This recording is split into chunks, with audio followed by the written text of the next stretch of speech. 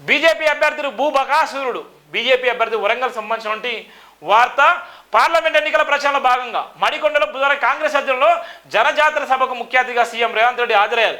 ఈ సందర్భంగా వరంగల్ పార్లమెంట్ నియోజకవర్గ కాంగ్రెస్ పార్టీ అభ్యర్థి డాక్టర్ కడియం కావ్య మాట్లాడుతూ 10 ఏళ్ల చీకట్ల నుండి మండే సూర్యుల సీఎం రేవంత్ రెడ్డి రాష్ట్రానికి వెలుగులు తెచ్చారు. రాహుల్ గాంధీ జోడో యాత్ర చేస్తుంటే బీజేపీ భారత్ తోడో యాత్ర చేస్తుంది. బీజేపీ ప్రజల్లో మత విద్వేషాలు రెచ్చగొట్టి రాజకీయ పబ్బం గడుపుతుంది. ఓట్ల కోసం వచ్చే బీజేపీ నాయకులను ఇక్కడ వారు చేసిన అభివృద్ధి ఏంటో ప్రజలకు ప్రశ్నించాలి. దేశ స్వతంత్రం వచ్చినప్పటి నుంచి నేటి వరకు కాంగ్రెస్ పార్టీ త్యాగాల చరిత్ర కలిగి ఉంది. దేశానికి దిశను చూపిస్తూ అభివృద్ధి సంక్షేమ వైపు నడిపించిన ఘనత కాంగ్రెస్ పార్టీదని నిన్న చెప్పినటువంటి సందర్భాలు కూడా ఉన్నాయి. ఏదైతే బీజేపీ అభ్యర్థులు భూబకాసురుడు ఆరు రమేష్ బీజేపీ అభ్యర్థి ఆయన మీద తీవ్ర విమర్శలు కూడా చేసిన సందర్భాలు కూడా ఉన్నాయి.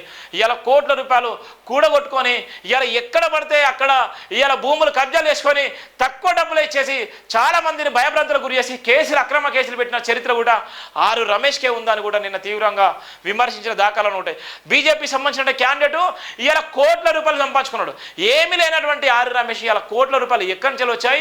ఇవాళ ఎంత భూబకాసురుడు అంటే ఎంత భయంకరంగా డబ్బులు సంపాదించి ఇవాళ కోట్ల రూపాయలు కూడా మేనేజ్ చేసే సందర్భాలు ఉన్నాయి. అందుకోసమే ఇవాళ బీజేపీ అభ్యర్థి భూబకాసురుడిని స్వయంగా సీఎం రేవంత్ రెడ్డి స్పందించినటువంటి దాఖలాలు కూడా మనం చూస్తున్నాం. అందుకోసమే బీజేపీ ఒకవేళ ఓడిపోతేనే దేశంలో శాంతి భద్రతలకు ఇబ్బంది కలిగాయి. బీజేపీ ఓడిపోవాలి, లేకపోతే బీజేపీ గెలిచినట్టయితే చాలా ప్రమాదం ఉంది. రాజ్యాంగం చాలా ప్రమాదం ఉంది. రాజ్యాంగం ప్రమాదం నుంచి తప్పుకోవాలంటే బీజేపీ ఓడిపోవాలి. బీజేపీ చిత్తుగా ఓడిపోతే మాత్రమే న్యాయం జరుగుతుంది. ఇలా మత విద్వేషాలు రెచ్చగొట్టేటువంటి బీజేపీ ఇలా వారణాసిలో కానీ ఎక్కడ కానీ ఇవాళ వాళ్ళు మత విద్వేషాలు రెచ్చగొడుతున్నారు. ఎందుకోసం బీజేపీ మత విద్వేషాలు రెచ్చగొడుతుంటే దేశ ప్రధాని ఓన్లీ హిందువులకే దేశ ప్రధానినా? ఈ దేశ ప్రధాని ఓన్లీ హిందువులకు మాత్రమే దేశ ప్రధానినా? క్రైస్తవులకు కానీ ముస్లింలకు కానీ సిక్కులకు కానీ బుద్ధిజం సంబంధించిన వాళ్ళు కానీ మిగతా కులాలకు ఆయన దేశ ప్రధాని కాడా? ఇలా ఓన్లీ హిందువులకే దేశ ప్రధాని అయితే ఇవన్నీ మరి ఎందుకు ఓట్లేస్తున్నారు?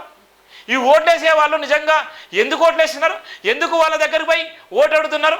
ఈ రాజ్యాంగాన్ని ఎందుకు నమ్మి మీరు ప్రమాణ స్వీకారం చేస్తున్నారు? రాజ్యాంగానికి లోబడి మీరు ఎందుకు ఇవాళ మీరు ఎలక్షన్లోకి వెళ్ళిపోతున్నారు?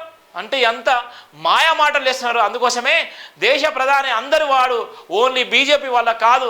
కానీ బీజేపీ చేసే అరాచకాలకు ఈ రోజు ఉన్నటువంటి ఓటు ద్వారా తగిన బుద్ధి చెప్పాలి. లేకపోతే అంటే బీజేపీ చేసే అరాచకాలు, బీజేపీ చేసేటువంటి దౌర్భాగ్యాలు, బీజేపీ చేసేటువంటి మామూలు అరాచకాలు కాదు. ఈ అరాచకాలను మనం బట్టబయలాలంటే ఈ భూబకాసులను కూడా ఓడించాలి. భూబకాసులు ఓడిపోతే మాత్రమే న్యాయం జరుగుతున్నటువంటి నేపథ్యంలో ఉన్నటువంటి వార్తను కూడా మనం చూస్తున్నాం.